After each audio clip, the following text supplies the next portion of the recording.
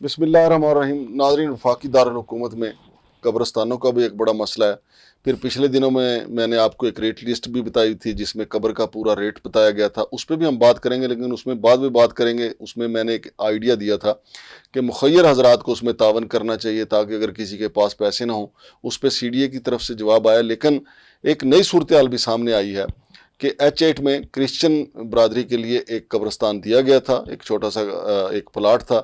اس پہ ہم ڈاکٹر غلام سرور سندھو صاحب سے بات کریں گے کہ H8 میں وہ قبرستان کی جو جگہ دی گئی وہ تو چند ماہ میں مکمل ہو گئی ہے, تو اب آگے کیا ہوگا؟ السلام علیکم سندھو صاحب. جی وعلیکم السلام. جی مانگڑ صاحب. سندھو صاحب, ویسے تو ہم نے 0 پوائنٹ سے لے کے پرانا ایئرپورٹ جو ہے وہاں تک سروے ایک رپورٹ چھاپی تھی. سارے کا سارا جو ہے وہ گرین ایریا میں یہ قبرستان بن گئے ہیں, کسی نے نہیں روکے.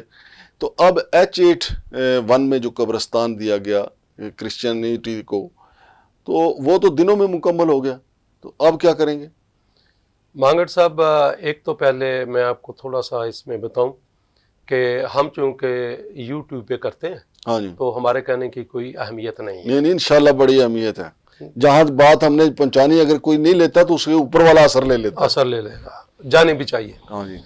اسلام آباد کو بڑا سیریسلی لینے کی ضرورت ہے اس وقت, جو کہ میں سمجھتا ہوں کہ سیریس نہیں ہے مینجمنٹ. پورا اسلام آباد بہت وہ میں سیریس اس لیے کہتا ہوں, میں اس لیے کہتا ہوں کہ سی ڈی اے کا ماسٹر پلان تو بنا تھا, اس کو امپلیمنٹ بھی ہو گیا. اس کے جو ایکشنز تھے وہ آپ نے لے لیے. ان ایکشنز میں خرابی ہے, اس کو دور کرنے کے لیے آپ کو ڈیولپمنٹ پلاننگ کرنی ہے اور پروفیشنلز کو آن بورڈ لینا ہے. جو آپ روٹین کے آپ کے ملازم ہیں ان سے یہ کام نہیں چلنے والا, چلے گا بھی نہیں, چلانا بھی نہیں. مطلب اتنا بڑا شہر ہے, اب 24 لاکھ کی آبادی ہو گئی ہے. میں آپ کو سمپل سے ایک لائن بتاؤں کہ 2,25,000 ایکڑ ایریا اسلام آباد کا, جس میں پلان ڈیولپمنٹ جو ہے, پلانٹ جہاں پہ سی ڈی اے کی سروسز ہیں, صرف اور صرف 30,000 ایکڑ ہے میکسیمم.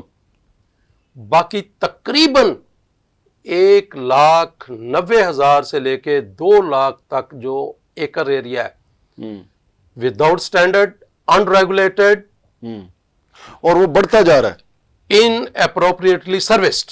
بالکل صحیح. اس کو سیریس لینے کی ضرورت ہے. جس جیسا پاپولیشن بڑھنی, اس کے کانسیکوینس بڑے سیویئر ہیں. کانسیکوینس کیا ہے کہ وہاں پہ ہیلتھ نہیں ہے, PIMS, C D A, polyclinic, schools نہیں ہیں, سی ڈی اے کے سکول, سڑکیں نہیں ہیں, اس رش, پانی جو ایک مخصوص پاپولیشن کے لیے تھا. ساتھ ساتھ چلتا کروں کہ ہم پتہ نہیں, ایک ہمارے پلاننگ میں ہوتا ہے کہ لرننگ فرام دی پاسٹ, لیکن میں پہلے بھی بات کی تھی کہ ہم عجیب شہر میں رہتے ہیں, عجیب مینجمنٹ ہے کہ بجائے اس کے کہ ایک اچھے ماڈل کو جو اسلام آباد کے اندر ریپلیکیٹ کیا جائے, ہم نے ہر برا ماڈل اٹھائی تو لا کر رکھ دیا ہے. اس میں سب سے ایک بات ہے کہ کراچی میں ہر وقت ٹینکر مافیا کی ریٹ چلتی ہے. ایسے ہی نا جی, جون جولائی آتا ہے سر. اسلام آباد میں سی ڈی اے کی اپنی سپلائی تھی. میں کہتا ہوں سپلائی اگر 2 گھنٹے بھی آتی تھی, گھنٹہ بھی آتی, لوگوں کی ضرورت پوری ہوتی تو سی ڈی اے کے ٹینکر پوری کرتے تھے. ہاں جی, ایک نومینل ریٹ کے اوپر. لیکن جو میئر صاحب تشریف لائے, انہوں نے کچھ لوگوں کے کہنے پہ پرائیویٹ ٹینکرز کو الاؤ کر دیا. اب آپ کو پتا ہے کہ اسلام آباد میں وہ ٹینکر 5,000 کا ملتا ہے پانی کا, کہیں 10,000 کا بھی دیتے ہیں. تو میرے بھائی وہ ٹینکر مافیا ایک برا ماڈل کراچی سے لا کے ہم نے اسلام آباد میں انٹروڈیوس کروا دیا. لائک وائز جو اسلام آباد کی جو اس کو ڈیولپمنٹ ہو رہی ہے ان ریگولیٹڈ ہے, اس کے لیے آپ سر قبرستان کی ہم بات کر رہے ہیں. میں قبرستان بار 1 منٹ آ رہا ہوں. میں کہہ رہا ہوں لائک ادر سروسز, قبرستان is one of the growing issue. بلکہ مینس آف بینگ مسلم ہماری گو لیسٹ پرائرٹی ہے, لیکن this must be first priority.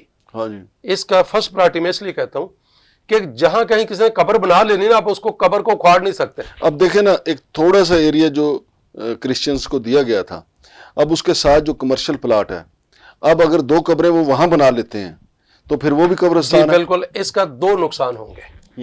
ایک تو ہے کہ اگر آپ اس طرح سیکٹرز میں جو جگہ ہے خالی, وہاں پہ قبرستان دینے شروع ہو گئے. ایک تو آپ کے ماسٹر پلان نے قبرستانز کے لیے جگہ آئیڈینٹیفائی کی ہوئی ہیں کہ H سیریز کا ناردرن پارٹ جو ہے آف دو سیکٹرز وہ آپ رکھ لیں گے, जहां भी आप उसको मुनासिब समझें। अगर आप इस तरह छोटी छोटी पॉकेट्स में प्लान करने हो जाए तो कुछ जगह पे आप प्लान करें, कुछ जगह पे लोग शुरू कर लेंगे। वो किया हुआ है लोगों ने किया। दूसरा इसका सबसे बड़ा सीवियर कॉन्सिक्वेंस ये होगा कि 7 जगह अगर आपका कोई प्लॉट पड़ा है तो कल को ये तो जगह मैंने बताया जी H81 वाली जगह है, ये 3 महीने में भर गई है।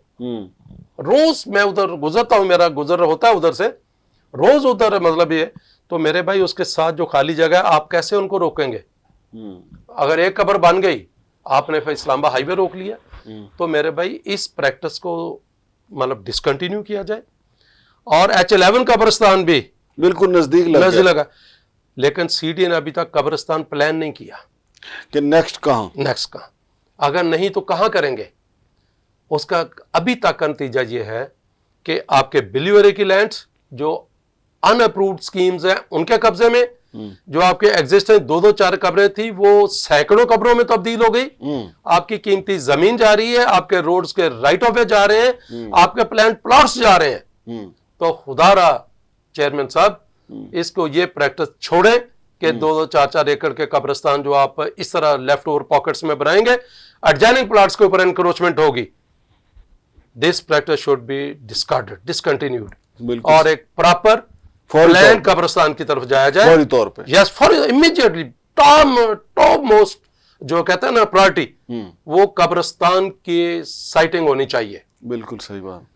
इसी तरह उधर तवज्जो दें जो जोन 5 में है, जो जोन 4 में है, जो जोन 3 में है, जो जोन 2 में है। क्या वहां के लोग भी अब इस कब्रिस्तान में आ रहे हैं? H11 में, इसीलिए जल्दी भर जी हाँ।